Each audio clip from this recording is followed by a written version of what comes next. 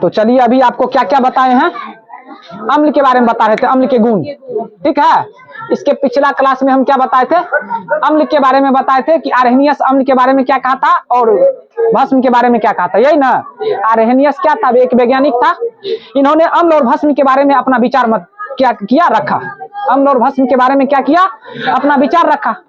उसने अध्ययन करके बताया कि अम्ल वह पदार्थ है जिसका जलीय विलयन क्या होता है, स्वाद में खट्टा होता है। अम्ल वह पदार्थ है जो जल में घुल करके हाइड्रोजन आयन देता है। ठीक है, अम्ल वह पदार्थ है जो जल में घुल करके हाइड्रोजन आयन प्रदान करता है। और भस्म के बारे में भी बताया कि भस्म वह पदार्थ है जो जल में घुल करके हाइड्रोक्साइड आयन प्रदान करता है। हाइड्रोक्साइड आयन का मतलब OH-, हाइड्रोजन आयन का मतलब H+।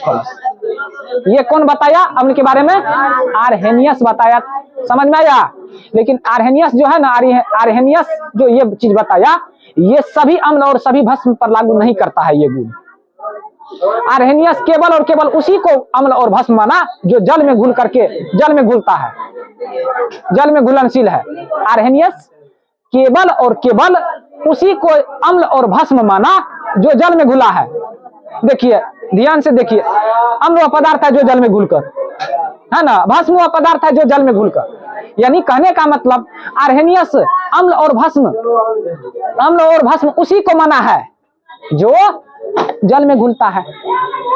ठीक है, लेकिन कुछ ऐसा भी अम्ल है जो जल में नहीं घुलता है, तो आर्हेनियस के द्वारा यहाँ तो कट गया।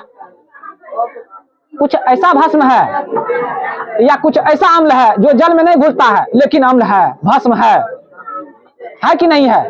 लेकिन आर्हेनियस अपने परिभाषा में दिया, अम्ल वह पदार्थ है जो जल में घुलकर, भस्म वह पदार्थ है जो जल में घुलकर। यानी कहने का मतलब आर्हेनियस अम्ल और भस्म उसी को माना है जो जल में घुला है ना, जो जल में नहीं घुला है उसका मतलब उस क्या किया, उसको अम्ल और भस्म नहीं माना है। तो आर्हेनियस का ये सबसे बड़ी कमियां थी। ठीक है, सबसे बड़ा दोष था, क्योंकि कुछ अम्ल और भस्म ऐसा भी है जो जल में नहीं घुलता है लेकिन फिर भी अम्ल और भस्म है। यहां तक आप समझ में आ गया, आपको आया कि नहीं आया। अम्ल में ले लीजिए हाइड्रोक्लोरिक अम्ल, जैसे ही जल में घुलिएगा H+ आयन अलग होगा, क्लोरीन आयन क्या हो जाएगा, अलग हो जाएगा। पोटेशियम, उसके बाद लीजिए मतलब भस्म में लीजिए सोडियम हाइड्रोक्साइड, भस्म है, जैसे ही जल में घुलेगा सोडियम आयन अलग में, उधर हाइड्रोक्सिल आयन अलग में, जैसे ही हाइड्रोक्सिल आयन देगा वैसे ही क्या हो जाएगा, भस्म होगा। पोटेशियम हाइड्रोक्साइड लीजिए, भस्म है, जल में घुलिएगा तो पोटेशियम अलग हो जाएगा, पोटेशियम आयन, उसके बाद हाइड्रोक्साइड आयन अलग हो जाएगा। इस प्रकार आप क्या समझ गए, मतलब आर्हेनियस के द्वारा अम्ल और भस्म की परिभाषा। उसके बाद बताए जल में विलय भस्म को क्या कहते हैं, जल में विलय भस्म को क्षार कहते हैं। जल में विलय भस्म को क्या कहते हैं, विलय भस्म को क्षार कहते हैं। विलय भस्म को क्षार कहते हैं। समझ में आया। यानी कहने का मतलब जो भस्म जल में घुल जाएगा वो क्या कहलाएगा, और जो भस्म जल में नहीं घुलेगा वो क्या कहलाएगा, भस्म ही कहलाएगा। बताए हैं कि नहीं बताए, जो अम्ल जो भस्म जल में घुल जाएगा और जो भस्म जल में नहीं घुलेगा भस्म कहलाएगा। अच्छा, इस प्रकार क्या कह सकते हैं, सभी अम्ल मतलब सभी भस्म क्षार हो सकता है। कैसे कह दिया जी, हम अभी बताए जो भस्म जल में घुलेगा उसी को ना क्षार कहेंगे। जरूरी है कि सब भस्म जल में घुल जाएगा, नहीं घुलेगा। जो भस्म जल में घुलेगा उसको क्या कहते हैं, क्षार। इसका मतलब सभी भस्म क्षार नहीं होगा, इसको भी ध्यान रखना है। सभी भस्म क्षार नहीं होता है लेकिन सभी क्षार, सभी भस्म क्षार नहीं होता है लेकिन सभी क्षार, याद रह जाएगा। फिर हम किसी दिन इसको पूछेंगे। ठीक है, अब हम चलते हैं अम्ल और भस्म के गुण पर। कहाँ चलते हैं, अम्ल और भस्म के गुण पर चलते हैं। भस्म के गुण को देख लेते हैं। ठीक है, एक नंबर में देखिए अम्ल और भस्म के गुण। अम्ल और भस्म का एक विशिष्ट गुण है कि अम्ल स्वाद में खट्टा होता है और जबकि भस्म क्या होता है, ये भी एक प्रकार का गुण है ना। अम्ल क्या होता है,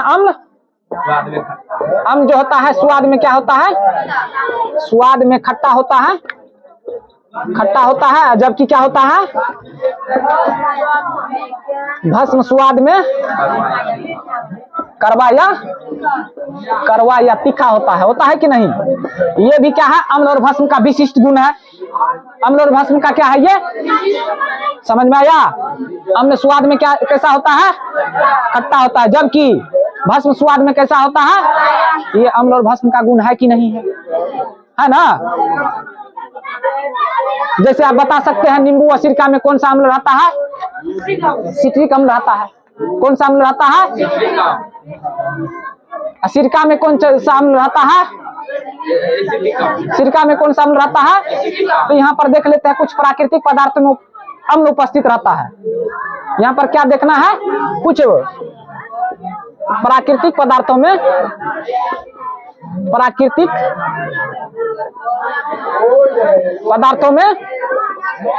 उपस्थित अम्ल, ठीक है। अब एक बगल पदार्थ हो जाएगा, दूसरा बगल क्या हो जाएगा, दीजिए अम्ल दे दीजिए, यही ना देखना है कि कौन सा पदार्थ में। कुछ प्राकृतिक पदार्थ में उपस्थित अम्ल, यही ना। प्राकृतिक पदार्थ का मतलब है होता है कि मतलब जो चीज पेड़ पौधा इस सब से प्राप्त होता है, ये सब आप लोग कह सकते हैं। जैसे सेब हो गया, टमाटर हो गया, ये सब होता है ना, सेब टमाटर हो गया। उसके बाद इमली कह सकते हैं, संतरा कह सकते हैं, नींबू कह सकते हैं। तो सबसे पहले बोलिए संतरा व नींबू। संतरा व नींबू में कौन सा अम्ल, सिट्रिक अम्ल। संतरा व नींबू में कौन सा अम्ल, सिट्रिक अम्ल। अम्ल तो ऊपर में लिखिए दिए, खाली सिट्रिक अम्ल लिख देते हैं। उसके बाद बोलिए इमली में कौन सा अम्ल रहता है, इमली में टार्ट्रिक अम्ल। इमली में टार्ट्रिक अम्ल रहता है। दही में बताइए कौन सा अम्ल रहता है, दही में रहता है लैक्टिक अम्ल। दही में लैक्टिक अम्ल रहता है। उसके बाद टमाटर में बोलिए ऑक्जेलिक अम्ल। टमाटर में ऑक्जेलिक अम्ल रहता है। टमाटर में कौन सा अम्ल, ऑक्जेलिक है। अम्ल ऊपरी में लिख दिए है, सब में अम्ल अपना लगा देना। इधर ध्यान से सुनो ना, ध्यान से अगर सुन लेगा क्लासे में याद हो जाएगा। घर पे याद करने का कोई मतलब ही नहीं रहेगा। अगर तुम लोग कंसंट्रेशन होकर के क्लास में देखेगा, ध्यान से बोर्ड पर नजर रखेगा, क्या क्या बोलते हैं उसको अगर सुनेगा तो क्लास में ही याद हो जाएगा बहुत बात। फिर से बोलिए संतरा व नींबू में, इमली में, दही में, टमाटर में, सेब में। बताइए सेब में मेलिक अम्ल होता है। सेब में कैसा अम्ल होता है।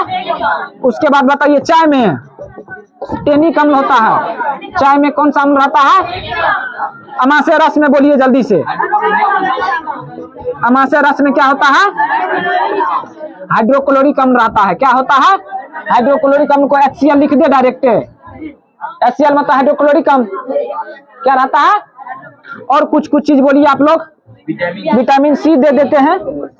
बताइए विटामिन सी में कौन सा अम्ल, एस्कॉर्बिक अम्ल। विटामिन सी में एस्कॉर्बिक अम्ल। विटामिन सी में कौन सा अम्ल, विटामिन सी में अमाशय रस में, चाय में, सेब में, टमाटर में, दही में, इमली में, संतरा व नींबू में। और कुछ बोलिए, लाल चिंटी में क्या होता है, फॉर्मिक अम्ल होता है ना। फॉर्मिक अम्ल को ही क्या कहा जाता है, मेथेनोइक अम्ल कहा जाता है। समझ में आया।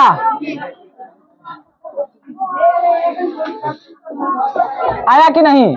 मधुमक्खी के डंक में यही फॉर्मिक में, समझ में आया, मधुमक्खी के डंक में।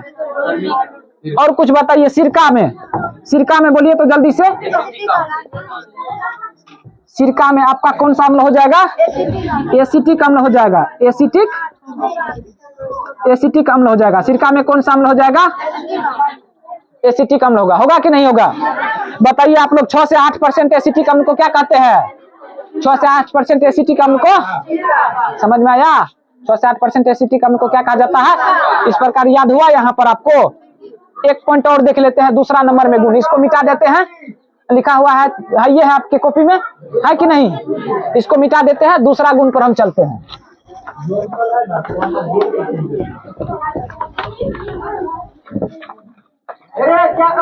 अम्ल और भस्म के दूसरा गुण में, अम्ल और भस्म के दूसरा गुण में क्या है,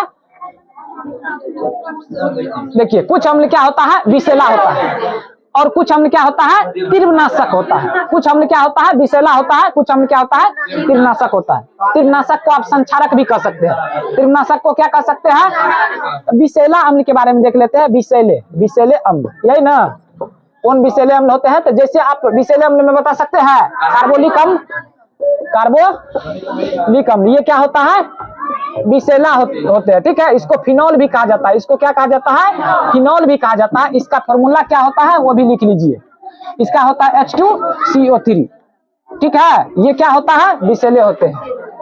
ध्यान से सुनिए, कुछ अम्ल क्या होते हैं, विषैले होते हैं। जैसे कार्बोलिक अम्ल, इसको फिनॉल कहते हैं, इसका फॉर्मूला H2CO3 होता है। और कुछ अम्ल क्या होते हैं, कुछ अम्ल मतलब तीव्रनाशक होते हैं, तीव्रनाशक होते हैं। तीव्रनाशक को आप संक्षारक भी कह सकते हैं। क्या कह सकते हैं, संक्षारक कह सकते हैं, ठीक है। बताइए तीव्रनाशक में कौन सा हो जाएगा, सल्फ्यूरिक अम्ल हो जाएगा। हम डायरेक्टली लिखते हैं H2SO4, ये क्या हो जाएगा, सल्फ्यूरिक अम्ल होगा कि नहीं होगा। ये क्या है, तीव्रनाशक है। सल्फ्यूरिक अम्ल क्या है, तीव्रनाशक है, ठीक है। यानी कहने का मतलब ये सब आपके चेहरा पर अगर पड़ जाएगा तो क्या जला देगा आपके चेहरा को, इतना तीव्रनाशक है ये सब। और बता सकते हैं कुछ, हाइड्रोक्लोरिक अम्ल HCl, ये सब क्या होता है, तीव्रनाशक होता है। और बताइए दूसरा HNO3 नाइट्रिक अम्ल, ये सब क्या होता है, तीव्रनाशक होता है, ETC। ये सब अम्ल के गुण हुआ कि नहीं हुआ। कुछ अम्ल विषैले होते हैं, जैसे कार्बोनिक अम्ल, फिनॉल इसको कहते हैं, H2CO3 इसका फॉर्मूला होता है। कुछ अम्ल क्या होते हैं, तीव्रनाशक होते हैं, ठीक है। जैसे क्या हो गया, हाइड्रोक्लोरिक अम्ल, सल्फ्यूरिक अम्ल, नाइट्रिक अम्ल, याद रह जाएगा ना। इसी प्रकार भस्म भी होगा, कुछ भस्म विषैला होगा, कुछ भस्म क्या हो जाएगा, तीव्रनाशक हो जाएगा। तो भस्म में देख लेते हैं विषैले भस्म को। यहाँ विषैले गलत लिख दिए क्या, विषैले ऐसे होगा कि नहीं। हिंदी पर मत जाइए, हिंदी गलती भी हो सकता है, आप समझने पर फोकस कीजिए।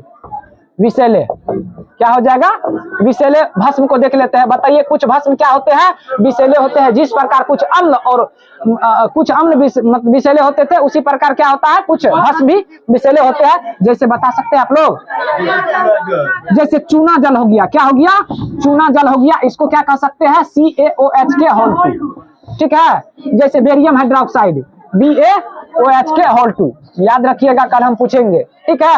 ये क्या है, भस्म है, ये क्या है, भस्म है। ये क्या होता है, विषैले होते हैं। ये भस्म क्या होते हैं, कुछ भस्म भी तीव्रनाशक होते हैं, कुछ भस्म भी क्या होते हैं, तीव्रनाशक होते हैं। कुछ भस्म भी तीव्रनाशक यानी संक्षारक होते हैं। समझ में आया, आप बता सकते हैं। सोडियम हाइड्रोक्साइड क्या हो जाएगा, सोडियम हाइड्रोक्साइड एक ऐसा भस्म है जो तीव्रनाशक होता है। हाइड्रोक्साइड, सोडियम हाइड्रोक्साइड एक ऐसा भस्म है जो क्या होता है, सोडियम हाइड्रोक्साइड का क्या होता है फॉर्मूला, NaOH।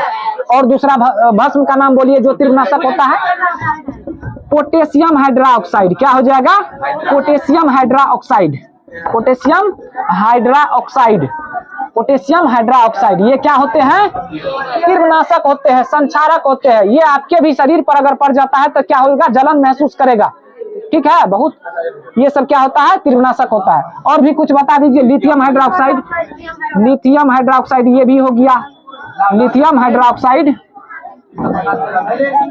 ठीक है। ये सब भी क्या होता है, LiOH, ये सब क्या होता है। तो यहाँ तक आप क्या क्या समझ गए हैं कि कुछ अम्ल विषैले होते हैं और कुछ अम्ल तीव्रनाशक होते हैं। कौन कौन विषैला होते हैं वो भी आपको समझा दिए हैं।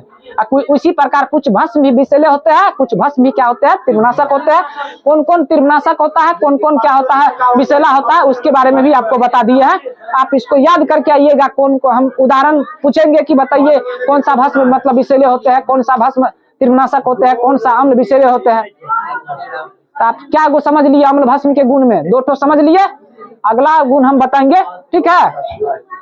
अगला गुण हम चर्चा करेंगे अगला क्लास में, लेकिन इसको आप अच्छा से क्लियर करके आइएगा,